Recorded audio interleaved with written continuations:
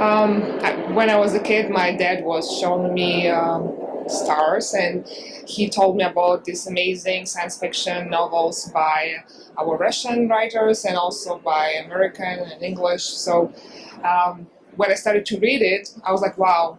When I become like 20, definitely people will be living on Mars, on Moon, and I will go there. So ever since I was a kid, I was dreaming about flying to another world because it's the most exciting thing that we can see and that we can explore. Um, and yeah, so since then I was, how you say, space sick, star sick, something like that. No, I mean, I was like a boy dreaming to be as a Gagarin. But I think all females that work in space field, not only cosmonauts or astronauts, but also mathematicians and also those women who make it happen. Um, they're all very inspiring. So far, I was involved in international projects, and um, they like diversity. So I didn't challenge any. I mean, I didn't face any challenges, but of course, it's a men's field, and you have to work twice harder to prove that you are on the same level as a man, and that also due to physical shape of our women's body, because for us, like pull-ups and push-ups are much harder than for men due to our like anatomy differences, and so in this case you have to work twice harder to show that you actually can manage to do very physically involving experiments or work at space station. So yeah. Maybe in adapting very fast to different environment, and they're more maybe psychologically, I would say, you wouldn't say robust, but like yeah, more tolerant. And also, as I read in a recent article, that even the period, women period, is a challenge. It's not. It's an advantage because this makes you healthier. I mean, I'm not gonna say, I'm not gonna go in detail, but yeah, the thing that actually before people thought would prohibit women to go to space, nowadays after several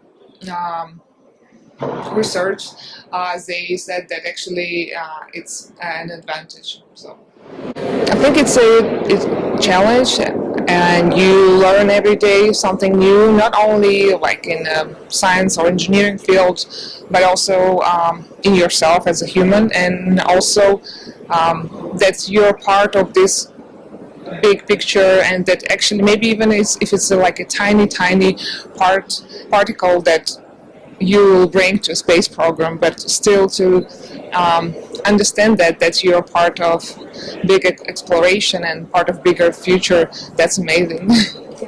Just you just go and do it, like in a famous advertisement. You just work hard, and yeah, sometimes you think, oh, I've been doing so much, and still the gap between you and your goal is the same. But no matter what, you understand that this is your life, and you can go back and just continue doing it. If it's really your path, the life will give you the green light. I mean, that's what's happening with me. When I applied to Mars One, and I also was thinking about Plan B. I always have two plans, so that's why I started to participated in Mars Society activities and in their programs, which led me to IBMP and Sirius project.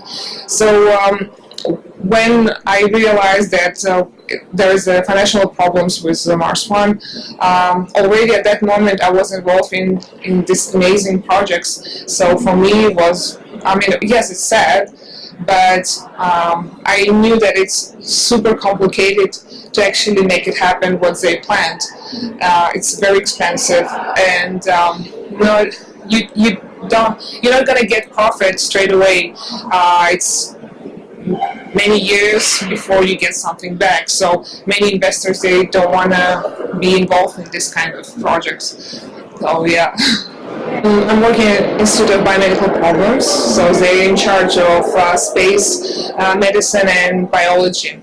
And I just came out from 4 months isolation mission together with NASA.